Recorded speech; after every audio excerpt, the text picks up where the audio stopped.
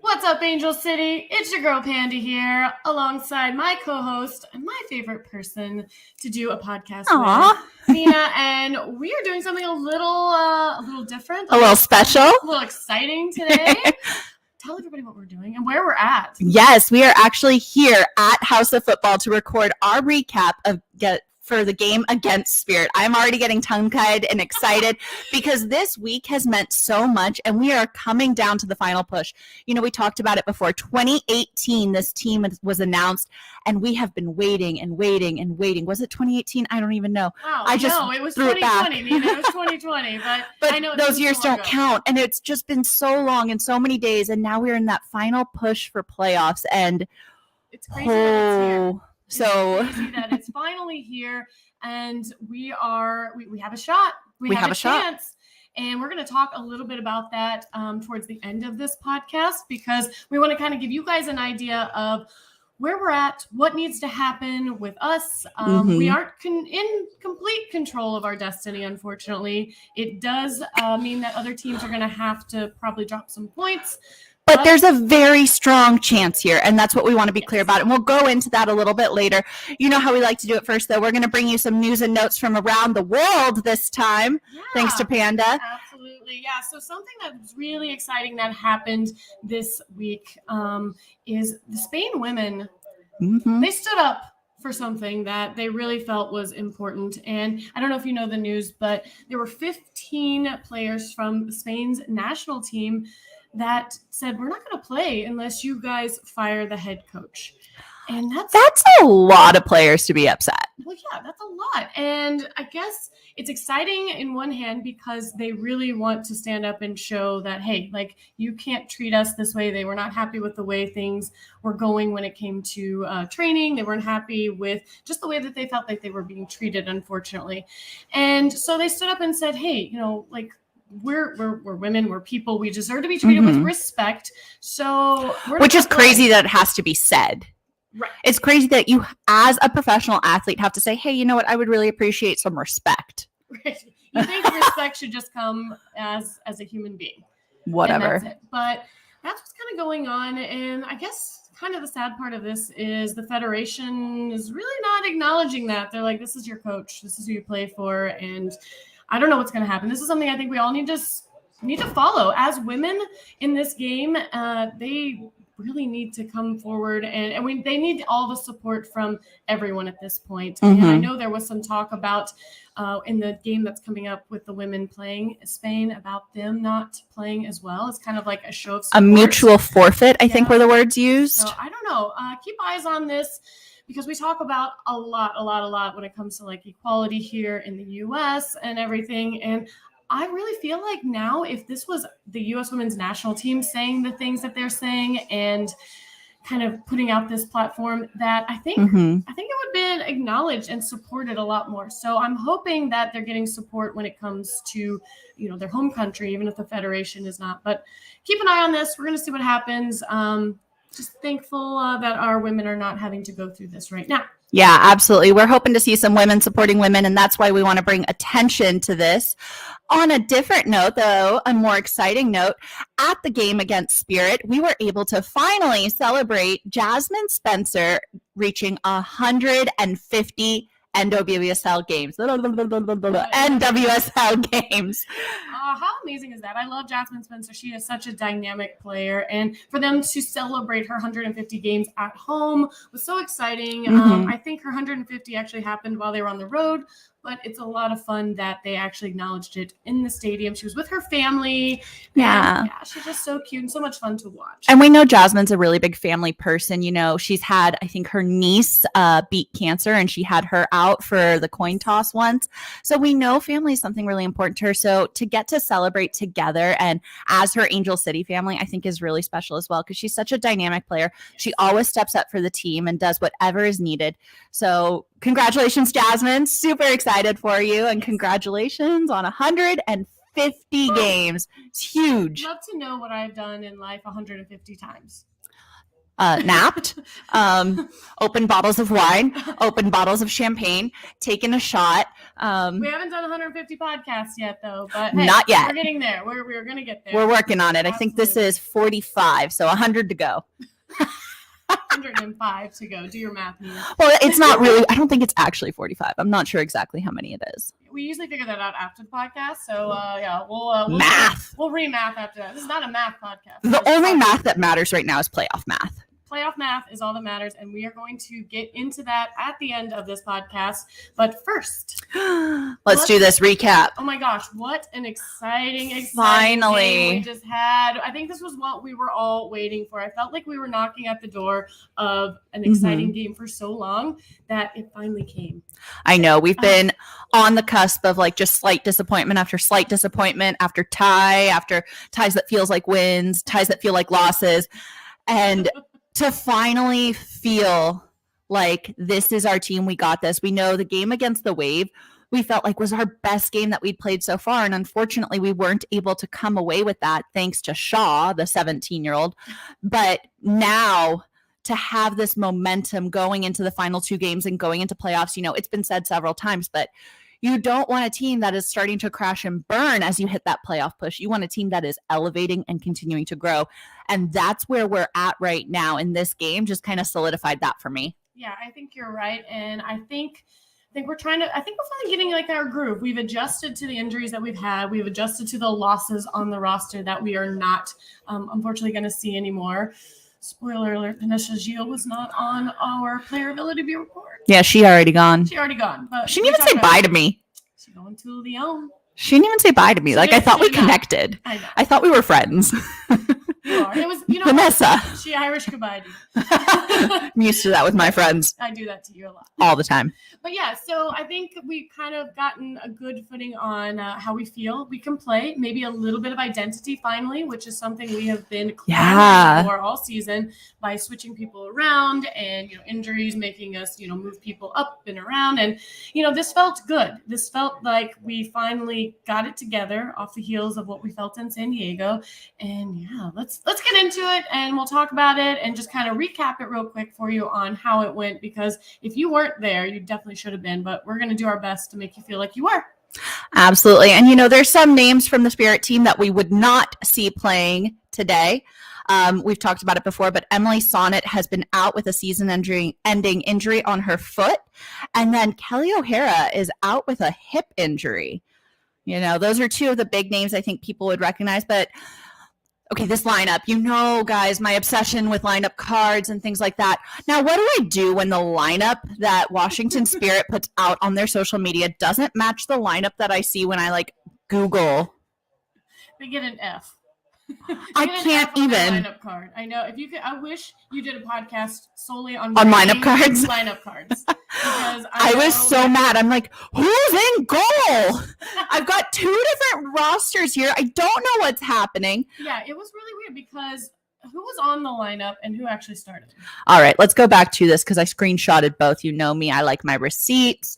Here we go. So Google said that Bledsoe was the one in goal, and Bledsoe had a few other Bledsoe and Google also had just a few other things that didn't match, but the big thing for me was Kingsbury was the one in goal, and Kingsbury wears number 1. Google has Bledsoe listed as number 1. I'm like, what is happening? Insanity.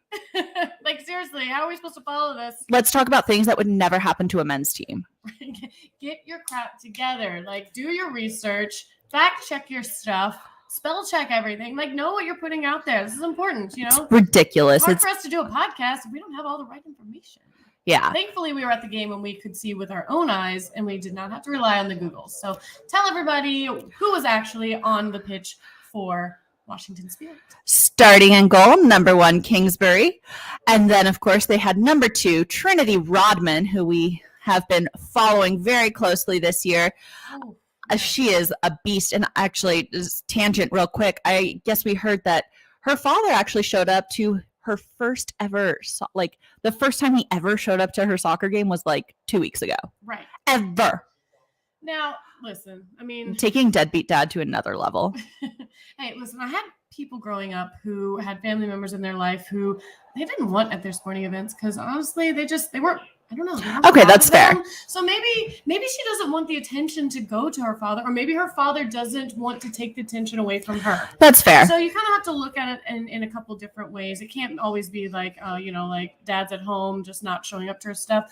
Maybe he's doing the bigger thing and saying, hey, you know what? This is all about her. If I show up, people are going to talk about me possibly, and I don't want that. And we've always said we don't want Trinity Rodman to be known as Dennis Rodman's daughter. We want Dennis Rodman to be known as Trinity Rodman's dad. So, Yeah, 100%. Absolutely. All right. Also starting for the Spirit, there was Staub, McCowan, Sanchez, Sullivan, Rodder, Bailey, Helferty, Bigalski, and Ashley Hatch.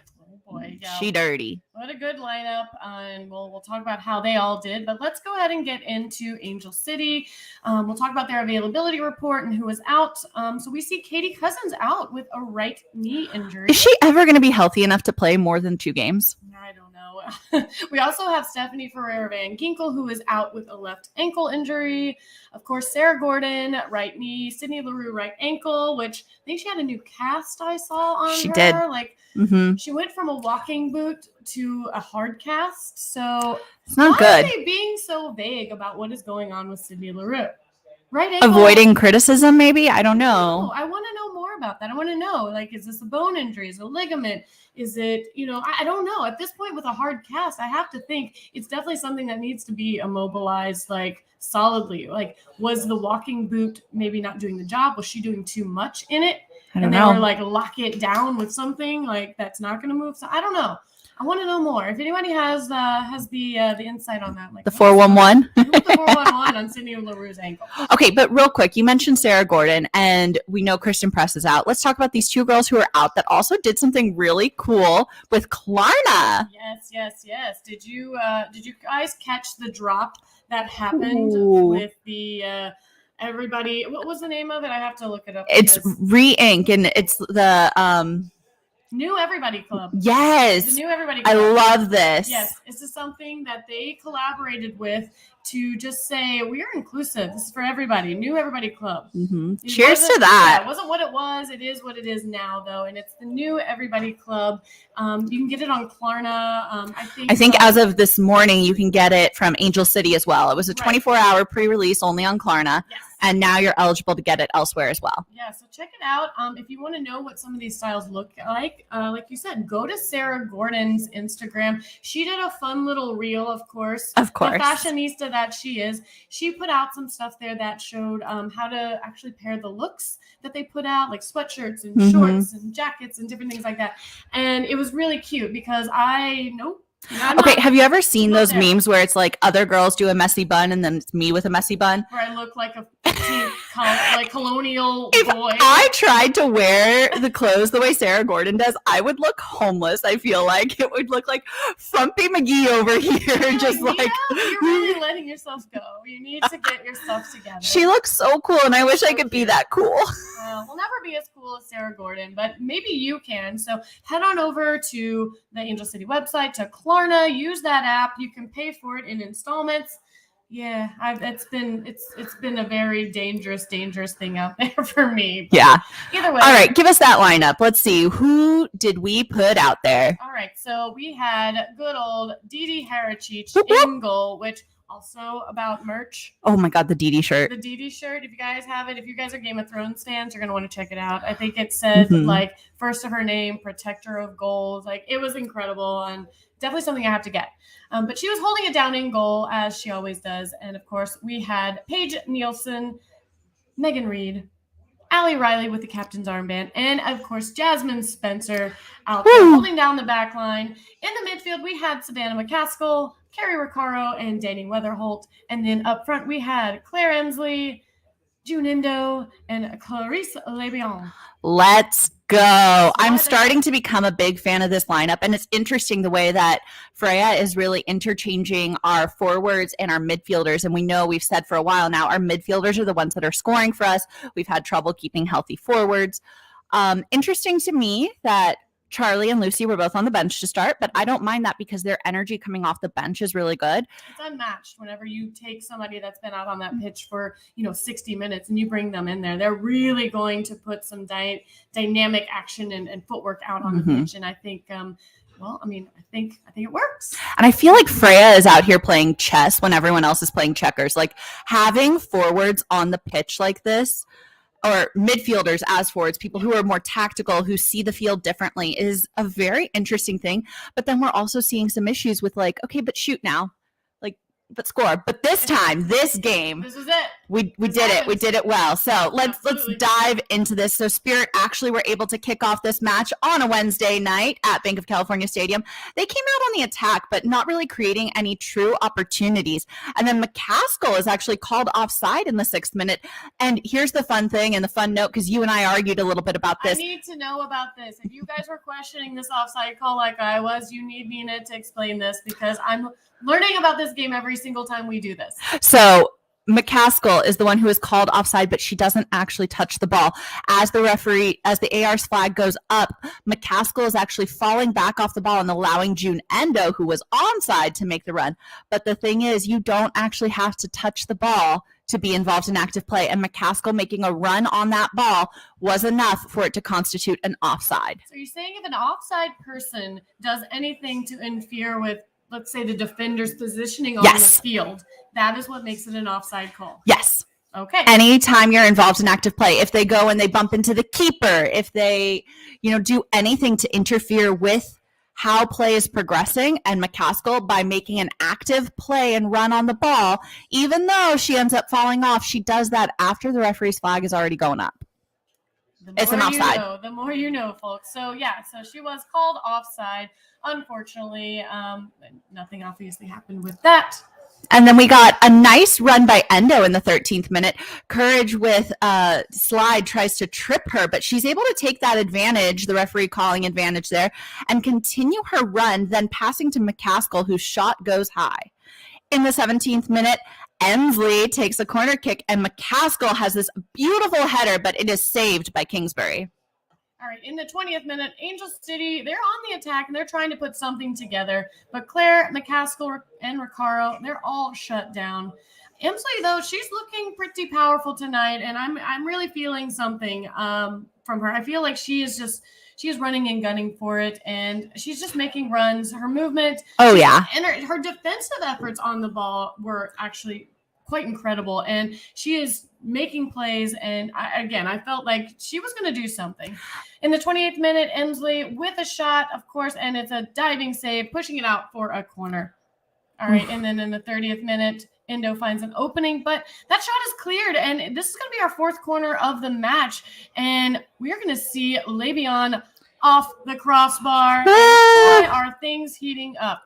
We are going so strong at this point. In the 33rd, Nielsen with a powerful shot after the 5th corner actually goes wide. But we got to watch out for Rodman. She's fast, and Allie Riley was truly putting in work during this game to make sure that she's shutting her down and to stop that counterattack. In the 35th minute, we see a free kick for Courage at the top of the 18 after a foul from Le'Veon, and it's Didi with another save. It's always Didi with the save. Leave it to Didi. Oh, she's incredible. She is, again, first of her name and the protector of goals. In the 40th minute, Endo up to Riley. She's going to cross it to Emsley, who fires first touch, bearing it in the back of the net, and this is going to be the first goal of the night. Like I said, and like I called it, we were going to see Emsley. She was going to find the back of the net at some point. She was on fire. And she did. Fire. Oh, I love it. She 4-1. I'm really excited about it. 1-0 in the 40th minute, and in the 42nd minute, Courage, they're going to try their hand, but again, we have Didi back there, and she's going to come up with the ball and not allow anything to come through.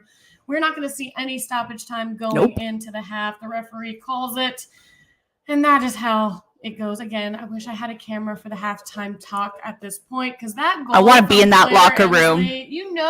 That did nothing but light a fire and just invigorate them. And oh my gosh, this is the team we've been wanting to see. They were aggressive. They were defensive. Again, we saw Emsley so many times being able to dispossess the ball and just wanted to do something with it. It was so much fun. I feel like somebody told Claire Emsley this morning, like, all right, stop being nice. Go show them.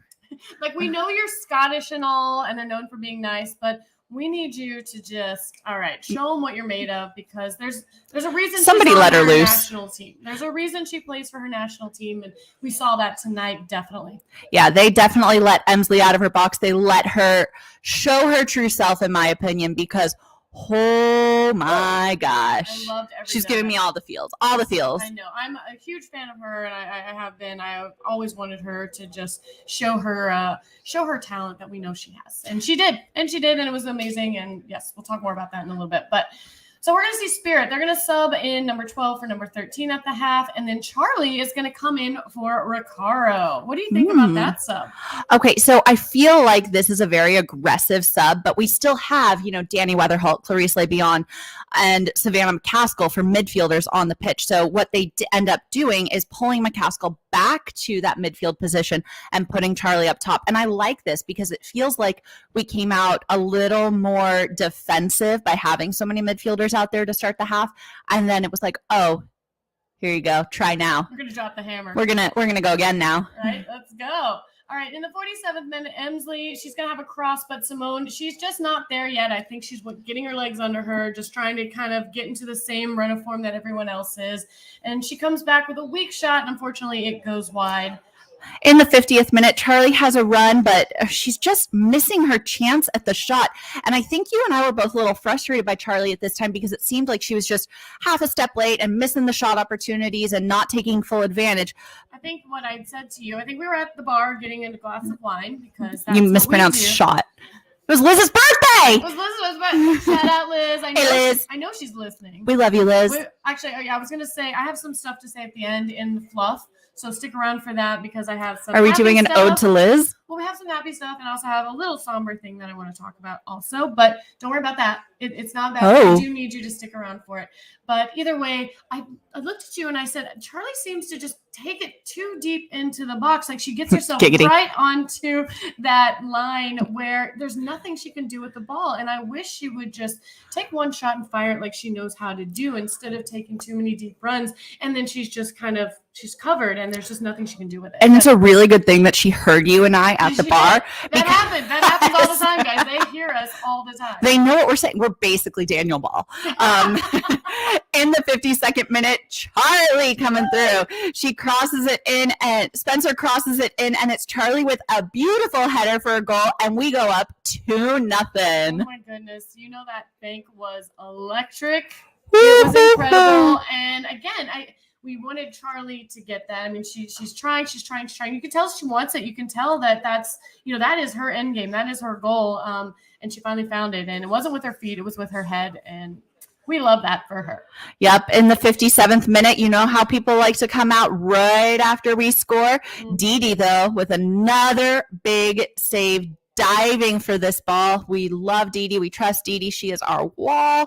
The 58th minute gives us a sub for Spirit, and that takes us towards the final third of the match. Woo, you know it. And then in the 66th minute, Robin, she's down. She's holding her face. And I think that just gives everyone a chance for a little bit of a water break. So, them and us both. It's a little hot in California, even in the evening right now. We got a little humidity going. So a little preemptive water break's never a bad idea. In the 69th giggity minute, Didi with a save, and Rodman is still out getting attention. She must needed an extended water break. Yeah, she got attention for a little bit, but Spirit don't end up subbing. They wait for her to come back in, and it's just very interesting that they were willing to go down at that point, but, okay. In the 76th minute, Lucy subs in for Spencer and Nabet comes in for McCaskill. Once again, some very powerful subs. The defensive sub putting Lucy in the back line, giving a little bit of a fresh legs back there. And then Nabet from McCaskill is another very forward-thinking attack. In the 78th minute, the referee actually calls a foul on Allie Riley, and she was not happy, and I was not either. It did not seem like a great call on the ref, and she lets him know, and she starts to walk away, but he actually calls her back like, I'm the man in charge, whatever. You come back here and He whistles what you did wrong. And he makes her stand there for like a solid minute as he like lays out that he's the boss or something. Is that what mansplaining is? I feel basically. And Allie Riley, God bless her soul, she takes a minute, she takes a deep breath, and she sits there. If I could say what I wanted to say to you right now, sir. Thank God it she would has that not be pretty. composure, though, because imagine if she got a yellow for that. That's why she's our captain, folks. That is why she's our captain. She's not a hothead. She is tactful in what she does. She knows when to like hold her tongue, but she also knows when it's appropriate to kind of let them know, like, hey, you got that wrong, or be better. And then she sits there like, you better be on our YouTube. We're going to talk about that after the game, sir. I want to just be Allie Riley in every situation in my life now. When people are pissing me off, I'm just going to. Please, you can't do that. You talk way too much, and you can't hold your tongue. Maybe. I just need training from Allie. All right, you need to watch a few more of her clips, okay? All right. 79th minute, Courage. Wow. See, wow. I knew it moved forward. I'm just ready, okay? Spirit have a shot that goes just wide. Oh, I love that. In the 83rd minute, take a break, Nina. Take a break. I will. In the 83rd minute, Charlie, she's going to get another opportunity, but she puts it over the crossbar. And then in the 86th minute, Emsley accidentally kicks the ball in Lucy's face. Whoopsie. Trying to kick it out. And she kind of turned around like, I think she was frustrated about something else. And then Lucy's holding her face. And then they kind of like come back together and kind of laugh about it a little bit because, you know what? It's kind of time wasting anyways. It's not really an injury. No one's attending to anyone. But I saw it all happen like live in real time. I'm like, oh, in the face. Baseball. I mean, obviously, they're friends, they're teammates, no ill will. And she came over and kind of gave her a little like, sorry about that. And they're probably like, whatever, it's fine. But in the 89th minute, Rodman. Oh, you skipped the 87th. Are you just ignoring the worst moment of the game? You're pulling a Nina. I was trying to get past it, guys. Pulling a Nina right there, like, oh, that's the end. I didn't want to talk about it. I thought if we don't talk about it, it didn't happen. That is how it goes. History. It's how we're trying to do that with history, right? If we don't talk about something in history, it never happens. Exactly. You're just taking a note from all the male politicians in the world. Yes. So in the 87th minute, unfortunately, a PK was called on Weatherholt, and they're saying she helped her attacker, and it's Rodman who's going to step up for the kick, but Hatch takes it. Yeah, very interesting. I think there must have been some discussion there. And you know what? This is what gets me every time. We've talked about this before. In the box, it does not have to be a yellow card offense. It does not have to be a red card offense. A foul in the box is a freaking PK. Like if that foul would have happened at the middle of the pitch, not in the box, no problem. Everybody would have been like, oh, yeah, that was a foul because there was some grabbing, some pulling. That's a foul. Yeah. Sorry it happened in the box, folks. I mean, I know people around us were mad. My dad always says, though, if you're going to be a referee, you cannot be afraid to make that call. And if we were on the other team, we would have wanted that call for us. 1,000%. If we were the Spirit in this scenario, I don't want to be the Spirit. I don't want to be Washington. I like California. But if we were the Spirit in this opportunity, we would have been livid if they didn't call that. So, yeah. Sorry, it has to go both ways. That's why this is a game. That's why these things happen. And unfortunately, it was a PK. And, well, it was an easy goal. And you hear everybody still mad and booing. And you know who boos the best? And whose boos I really appreciate and who I'm glad is on my team? Ron. Yeah, absolutely. Ron, every second of every day. Exactly. Yeah, Ron was very loud. And he wasn't even booing. He was literally he tells you like it is. What do you say? Boo, you're awful. And he does it with enunciation and authority. And I think they heard him. All right. So Ron and Karen are the parents of Jack and Ava, who are dear, dear friends to the podcast. We've sat with them for 5 years now for different sporting events. And we love them so much. We love their kids. We love them. I just love when Ron gets upset at games sometimes because he says everything I wish I could. Yeah, but no, we don't get mad at him because, well, he's a father and he's got kids. So he's obviously got good intentions, right? All right. Well, in the 89th minute, Rodman trying to equalize, but we got Didi in goal, so it's not going to happen today. Sorry, Rodman. In the 90th minute, Vignola comes in for Emsley, and I had thought she was on the injured list, but that must have been at the last game. It was. Yeah, so exciting to see her get some time. We have 4 very, very, very painful minutes of stoppage because at this point it's 2-1 and anything can happen. We needed this win. And in the 90th plus 4, Rodman actually earns a yellow for a foul on Endo. And as the minutes tick down, we just get super excited and look forward to it. And when it finally comes, that final whistle, the stadium erupts. Everyone stands up, cheering, screaming, shouting. This is a stadium that is 100% behind their team at all times. We can finally relax, folks. Oh my goodness. Yeah, that we have not always been great in stoppage time. No. We cannot breathe easy. We cannot rest easy in stoppage time. And thankfully, this stoppage time did not prove to be a dagger in any way. We walk away from this game with the 3 points that we still rightfully deserved and needed. Yep. And when we look at the stats, though, it doesn't necessarily reflect how much more dominant Angel City is. And stats are very deceiving nowadays. You know, it doesn't really paint the full picture because a dominating team in this situation actually had less possession. Angel City with 45 possession to Spirit's 55. Our 14 shots, their 12. Only 4 of ours on target to their 6. Thank you, Didi. 7 fouls for Angel City, only 4 for the Spirit, but Spirit earning that 1 yellow card. 5 offsides called on Angel City, only 2 on Spirit. I'm going to go VAR needs to happen sooner than later for that one. Tons of corner kicks, though, in the match. 7 corner kicks for Angel City, 8 for the Spirit. Yeah, it's like you said, it's really interesting sometimes that these statistics don't mean anything. What means the most is what you do with the ball when you have it, and sometimes we don't do anything with the ball when we have it.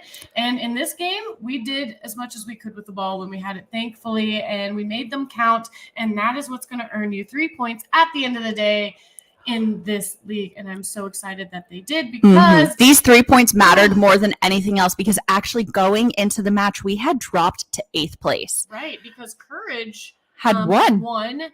And we're only a point above them. So, of course, we needed to win to kind of bounce them. And, all right, do you want to get into... Let's do the standings. Let's get into this playoff picture because right now, we've been saying for a while that we have a game in hand. We have a game in hand. We no longer have a game in hand. Every single team with 20 matches played. For the first time, I feel like this entire season, everybody on the table has played 20 games. And for so long, there was such a disparity. I mean, like, there were like 5 or 6 games disparity between some teams, like the Courage, which we're going to talk about. They were at the bottom for so long, but that's really... But they had like 14 games played. Right. I mean, there were 4 or 5 games in hand for them. And I don't know why that happens. I don't know if it matters, but it certainly rustles up the standings at the end of the day. But let's talk about what needs to happen.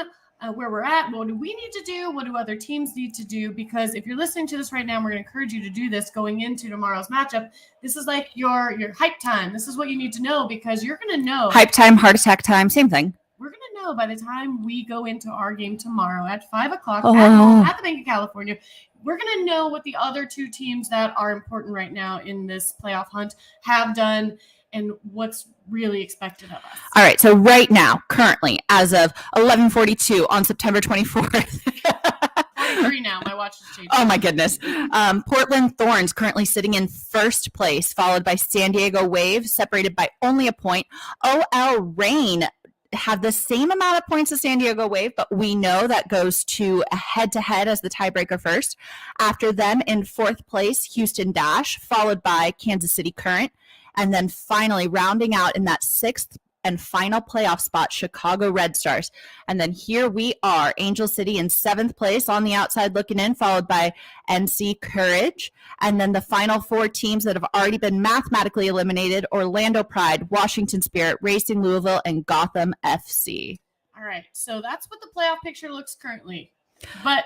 All right. It's going to change, folks. So, it's going to change. Really, the 3 teams that we're watching right now are the Chicago Red Stars, North Carolina Courage, and, of course, us, Angel City. Now, that doesn't mean that other things can't happen, but these are the 3 we're choosing to focus on because these are the most likely scenarios of who will advance and who will not. Absolutely. Now, Chicago currently sitting right ahead of us in that last playoff spot are actually playing the number 1 team, Thorns, tomorrow at 1 o'clock while we are tailgating. So we are going to be tuning in and cheering heavily for that number 1 team, Everyone the Thorns. Is a Thorns fan in the morning, okay? 1 o'clock to 3 o'clock, you're a Thorns fan.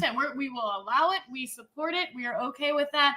please cheer for Portland tomorrow. We need them to beat Chicago. And then Chicago will actually play us for that final day, final game of the season. Decision day comes down to us and them, and a Woo-hoo! lot can happen and a lot can change between now and then, and a lot of that's going to happen, well, before even this match. So October 2nd is the day we play Chicago, and I've been saying since before our first Chicago game that it's all going to come down to this. It always does. All right, Courage, that other team, they are 1 seat below us with 1 point less than us. Of course, Chicago with 1 point more than us. The Courage are going to be playing Gotham today at 4 o'clock.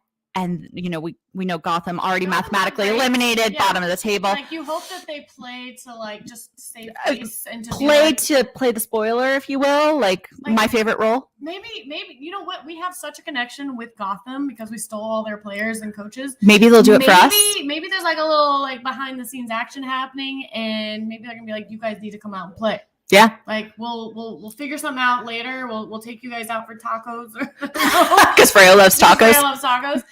But they need to win. So Gotham need to beat Courage. Today at 4. Today at 4. And then Courage, I love this. They're playing the Wave Friday, September 30th. So playing that second place team. And, you know, I feel okay. I hope the Wave doesn't do something stupid and just purposefully lose to Gotham to, like... Oh, they wouldn't. They wouldn't. They wouldn't dare. If they do that, I'm going to be so upset. Like, I mean, they lost to Spirit, though. Let's be real. Like, remember, they lost to Spirit. So this league, literally everything and anything can happen. All right, let's continue real quick and then we'll go further. So in our schedule, we are playing Louisville tomorrow already, as we said, mathematically eliminated. And this is going to be our final home game of the season. We are very excited because it's also Fan Appreciation Day, lots of giveaways, fun fan fest. We will be there starting at 11 o'clock to tailgate, tearing down around 3:30-ish, 3 o'clock. Just depending.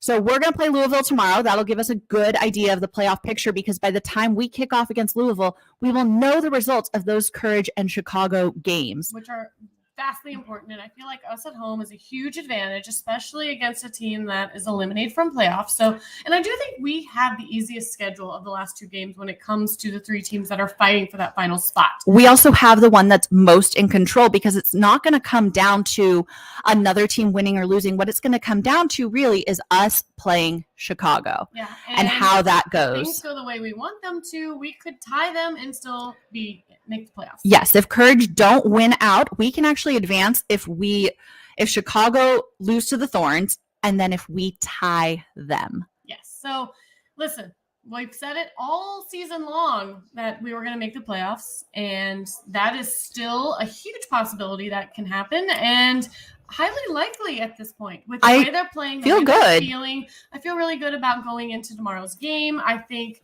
that's huge, having a home game tomorrow, because you know that our fan base just invigorates them. And I can't wait to see how many people show up for this. I mean, we have proven time and time again that LA is a huge soccer town, and they're going to show that tomorrow. I feel like this is going to be another, if not sold out, at least close to, because Wednesday night's game, was it Wednesday? Yeah. I don't even know what day it is. Wednesday night's game is, there were way more people than I was really expecting. A ton. Because it was a rescheduled game. And it's a busy week. It was plopped right in the middle of the week. You never know how people are going to show up in LA because, well, traffic. If you're not from here. Oh, my God. DM us. We'll tell you about it. That's why we drink. It's called traffic. Yeah, that's a big reason. But a lot of people showed up, and I don't know the final numbers of that game. I would have liked to have actually looked at it, but it was a lot. It was more than most people's regular season games on a weekend by far, and I think tomorrow is going to be no exception. I'm so excited. I'm ready for this. It's going to be amazing. I cannot wait. And, you know, we said by kickoff, we will kind of have an idea of where we stand and what needs to happen. A little bit of nerves going into it, but absolutely. I mean, if you're not nervous, then you don't care at this point. You have to be nervous. And it's not because you don't trust the team. It's because this actually matters to you. And I think that's what's important. Nerves just show that you care. If you're not nervous about something, you don't care. Yeah. All right. So you know how we like to sign off. We've got a quote from our captain, Allie Riley, and these are her thoughts on returning home after a bunch of road games. And she says, "This team plays for so much. not just ourselves, but for our fans and for our city and for all the communities that are supporting us. That extra boost of being able to come here and feel that love is our purpose. It's our why. If that doesn't give you chills, you have no heart. I love her. Right. Take your cold, dead heart and go home. Anyways, you know how we like to sign off. Bye. And here's our fluff. All right. Happy birthday, Liz. What? Oh. You're dropping bombs on me in the middle of a No, I podcast? didn't say anything sad, but I just need to acknowledge something today.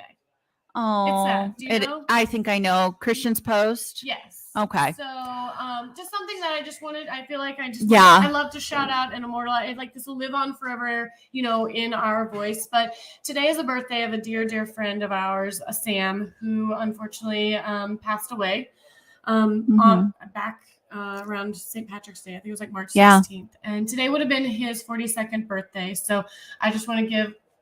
Oh, you got a refill here. Hold on, we're on fluff, so we can do whatever we want at this point. Yeah. Like there's no structure. No, they're either listening or they're not at this point. But I just want to give a big shout out and a toast.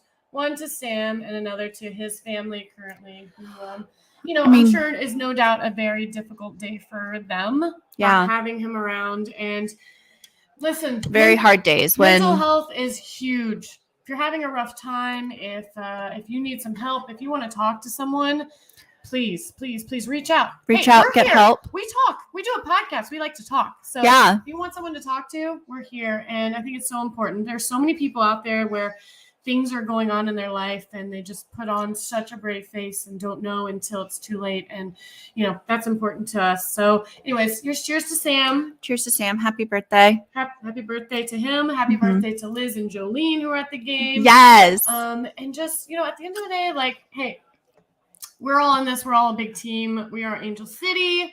Hey, that's us. And you know what? And we're a family. We are a family. All right. Let's also go into a little bit of this because some people have been walking around as we're podcasting. And if you are on the YouTubes, you might have noticed some cameras following us a little bit today.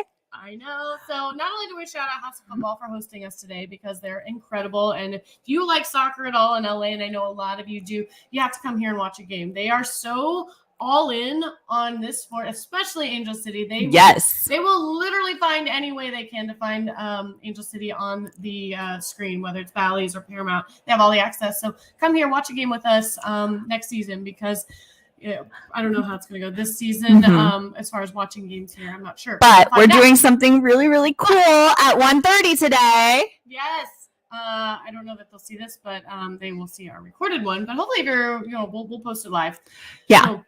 We are going to be interviewing Clarice Lebion today at 1:30, and we actually have some friends here who are going to be filming and kind of following the game and everything tomorrow with us as well. So come by our tailgate. Make sure you say hi.